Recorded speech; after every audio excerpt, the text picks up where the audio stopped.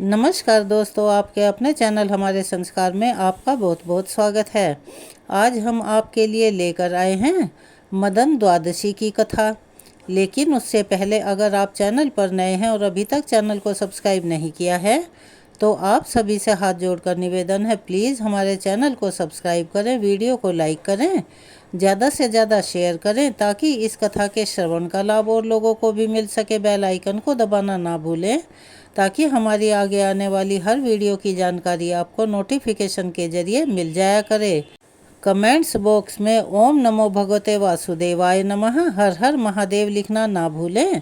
आपके ये छोटे छोटे से प्रयास हमारी बहुत मदद करते हैं, इसीलिए आप अपना प्यार और सहयोग हमें ऐसे ही प्रदान करते रहें।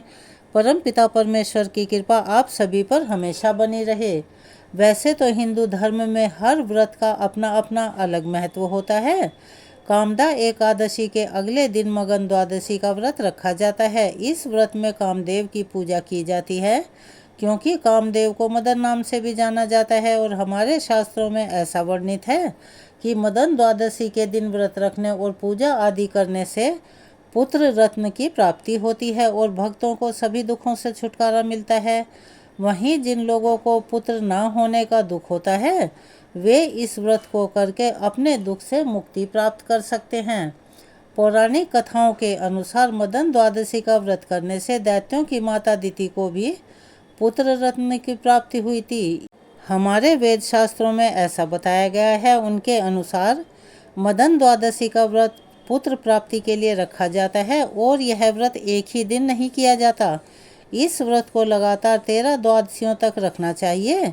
पौराणिक कथा के अनुसार देवताओं द्वारा राक्षस वंश का सर्वनाश होने पर उनकी माता दिति बहुत दुखी हो गई थी। तब माता दिति ने ऋषियों मुनियों के सुझाव पर मदन द्वादशी का व्रत रखा था और ये व्रत रखने से पुत्रों की मृत्यु का दुख उनके मन से धीरे धीरे खत्म हो गया था और उनके गर्भ में पल रहे उनके पुत्रों को जब इंद्र ने अपने वज्र के प्रहार से मारना चाहा था तो इस व्रत के प्रभाव से ही उनकी रक्षा भी हुई थी।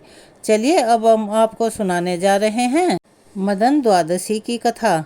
मत्स्य पुराण के अनुसार सूत जी कहते हैं, हे मुनियों, प्राचीन काल की बात है। देवासुर संग्राम में भगवान विष्णु तथा देवगणों द्वारा अपने पुत्र पोत्रों का संहार हो जाने पर दैत्य माता दिति दुख से भर उठी। उस उत्तम भूलोक में जाकर स्यमंतक पंचक क्षेत्र में सरस्वती के मंगलमयी तट पर अपने पतिदेव महर्षि कश्यप की आराधना में तत्पर रहती हुई घोर तपस्या में निरत हो गई। उस समय उसने ऋषियों के समान फलाहार पर निर्भर रहकर कृच्छु चंद्रायन आदि व्रतों का पालन किया। इस प्रकार बुढ़ापा और शोक से अत्यंत व्याकुल हुई दिति 100 वर्षों तक उस कठोर तप का अनुष्ठान करती रही। उसके पश्चात उस तपस्या से संतप्त हुई। दिति ने वशिष्ठ और महर्षियों से पूछा, हे ऋषियों, आप लोग मुझे ऐसा व्रत बतलाइए जो पुत्र शोक का विनाशक यानी के नाश करने वाला हो तथा इस लोक और परलोक में सौभाग्य रूपी फल का देने वाला हो। तब वशिष्ठ आदि ऋषियों ने उसे मदन द्वादशी व्रत का विधि विधान बतलाया जिसके प्रभाव से वह पुत्र शोक से उन्मुक्त हो गई। ऋषियों ने पूछा, सूत जी, जिसका अनुष्ठान करने से दिति को पुनः 49 पुत्रों की प्राप्ति हुई, उस मदन द्वादशी व्रत के विषय में हम लोग भी सुनना चाहते हैं। तब सूत जी कहते हैं, हे ऋषियों, पूर्व काल में वशिष्ठ आदि महर्षियों ने दिति के प्रति जिस उत्तम मदन द्वादशी व्रत का वर्णन किया था उसी को आप लोग मुझसे विस्तार पूर्वक सुनिए। व्रतधारी को चाहिए कि वह चैत्र मास में शुक्ल पक्ष की द्वादशी तिथि को श्वेत चावलों से परिपूर्ण एवं छिद्र रहित एक घट स्थापित करें। उस पर श्वेत चंदन का अनुलेप लगा हो तथा वह श्वेत वस्त्र के टुकड़ों से आच्छादित यानी के ढका हुआ हो। उसके निकट विभिन्न प्रकार के ऋतुफल और गन्ने के टुकड़े रखे जाएं। वह विविध प्रकार की खाद्य सामग्रियों से युक्त हो तथा उसमें यथाशक्ति सोने खंड भी डाला जाए यानी कि एक सोने का टुकड़ा भी डाला जाए। तत्पश्चात उसके ऊपर गुड़ से भरा हुआ तांबे का पात्र स्थापित करना चाहिए। उसके ऊपर केले के पत्ते पर काम तथा उसके वाम भाग में शक्कर समन्वित रति की स्थापना करें। फिर गंध धूप आदि उपचारों से उनकी पूजा करें। और गीत वाद्य आदि का भी प्रबंध करें, यानी कि कीर्तन भी करवाएं। अगर आपके पास इतना धन नहीं है, गीत वाद्य आदि का प्रबंध ना हो सकने पर मनुष्य को कामदेव और भगवान विष्णु की कथा का आयोजन करना चाहिए। पुनः कामदेव नामक भगवान विष्णु की अर्चना करते समय उन्हें सुगंधित जल से स्नान करवाना चाहिए। श्वेत पुष्प, अक्षत और तिलों द्वारा उन मधुसूदन की विधिवत पूजा करें।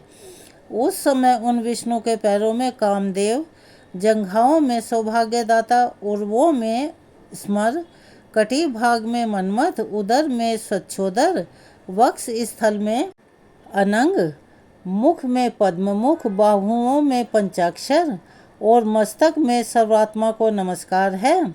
ऐसा कहकर भगवान केशव का सांगोपांग पूजन करें। उसके पश्चात प्रातःकाल वह घट ब्राह्मण को दान कर दें।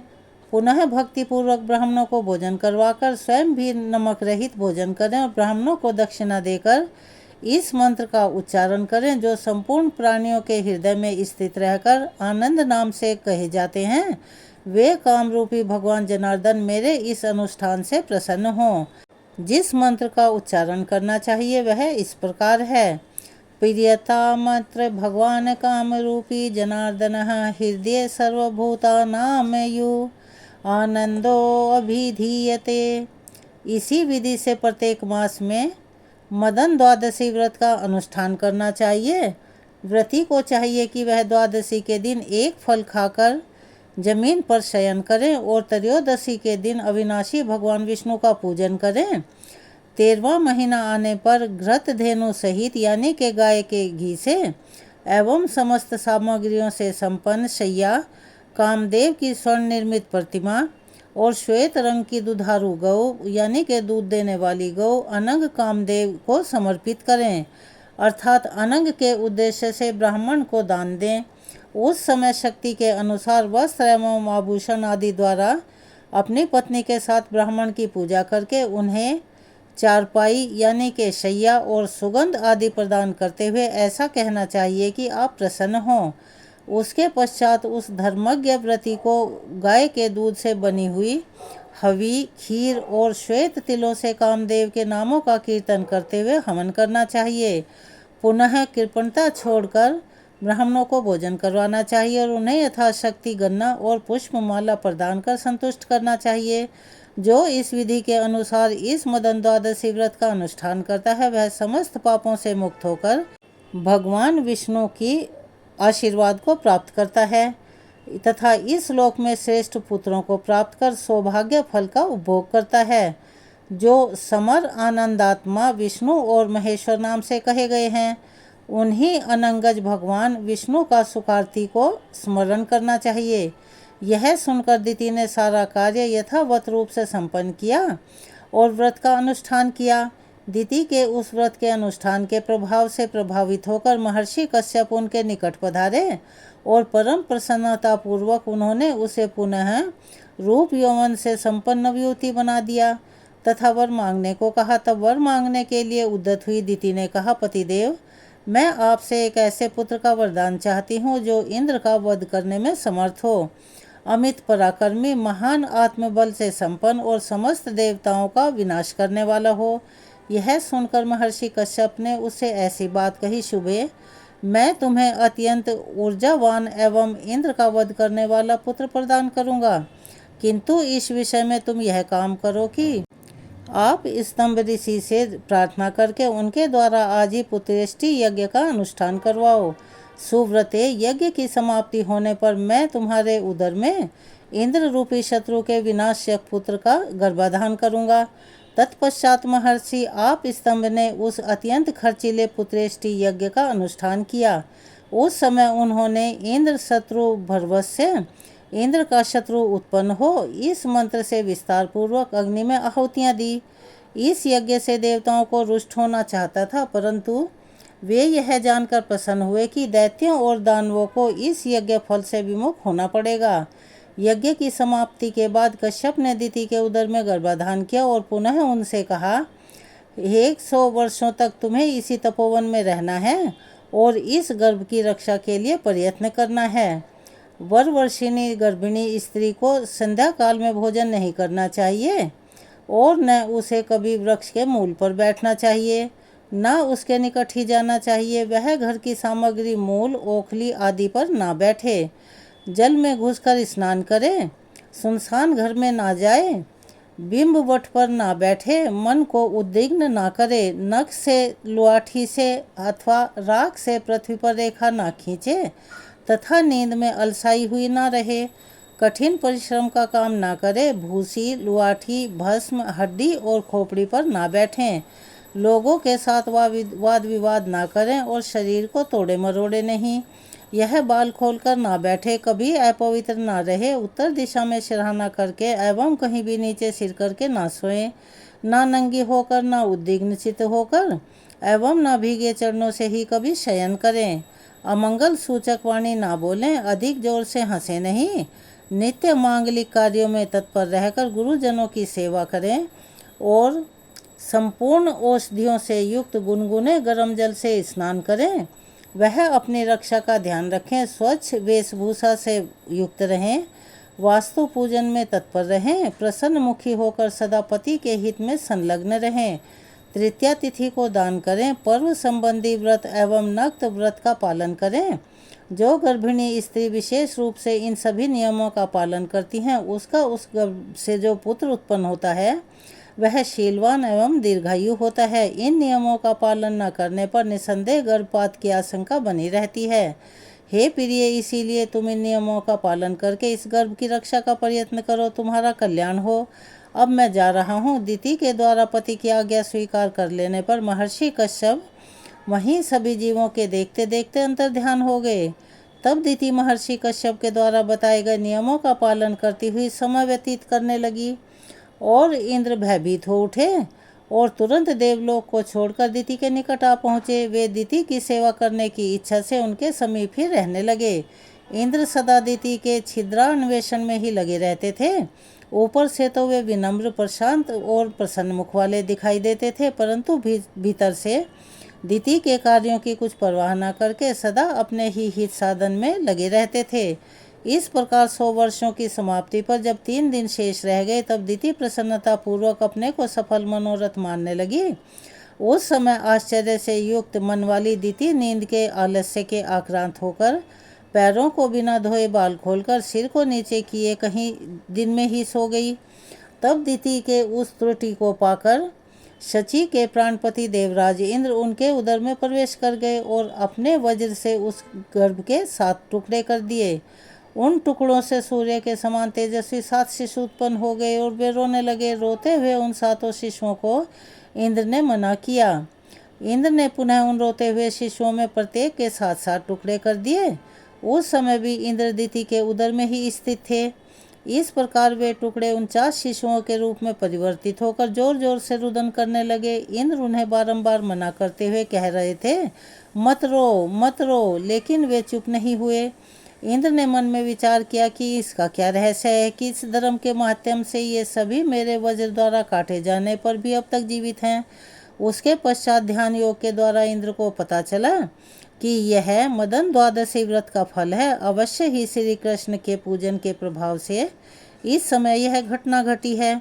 जो वज्र द्वारा मारे जाने पर भी ये शिशु विनाश को प्राप्त नहीं हुए, अर्थात इनकी मृत्यु नहीं हुई। इसी कारण उदर में स्थित रहते हुए एक से अनेक यानी के 49 हो गए। इसीलिए अवश्य ही ये अवध्य हैं, यानी कि इनकी मृत्यु नहीं हो सकती। और अब मेरी इच्छा है कि ये देवता हो जाएं। चूँकि गर्भ में स्थित रहकर रोते हुए इनको मैंने मारुदत, मत रो, ऐसा कहा है, इसीलिए ये मरुद नाम से प्रसिद्ध होंगे और इन्हें भी यज्ञों का भाग मिलेगा। ऐसा कहकर इंद्र दिति के उदर से बाहर निकल आए और दिति को प्रसन्न करके उनसे क्षमा याचना करने लगे। हे देवी, अर्थशास्त्र का आश्रय लेकर मैंने यह दुष्कर्म कर डाला है, मुझे क्षमा करो। इस प्रकार देवताओं ने मरुद गणों को देवताओं के समान बनाया और पुत्रों समेत दिति को विमान में बैठाकर वे अपने साथ स्वर्गलोक को ले गए। हे विप्रवरों, इसी कारण से मरुदगण यज्ञों में भाग पाने के अधिकारी हुए। उन्होंने असुरों के साथ एकता नहीं की। इसीलिए वे देवताओं के प्रेम पात्र हो गए। यह थी आज मदन द्वादशी की कथा। आपको कैसी लगी कमेंट्स बॉक्स में अपनी राय अवश्य ही लिखें। अगर आप हमारे चैनल पर नए हैं और अभी तक चैनल को सब्सक्राइब नहीं किया है तो आप सभी से निवेदन है, प्लीज़ हमारे चैनल को सब्सक्राइब करें, वीडियो को लाइक करें, ज़्यादा से ज़्यादा शेयर करें ताकि इस कथा के श्रवण का लाभ और लोगों को भी मिल सके। बेल आइकन को दबाना ना भूलें ताकि हमारी आगे आने वाली हर वीडियो की जानकारी आपको नोटिफिकेशन के जरिए मिल जाया करे। कमेंट्स बॉक्स में जय श्री कृष्ण, ओम नमो भगवते वासुदेवाय नमः, हर हर महादेव लिखना ना भूलें। अपना प्यार और सहयोग हमें ऐसे ही प्रदान करते रहें। धन्यवाद।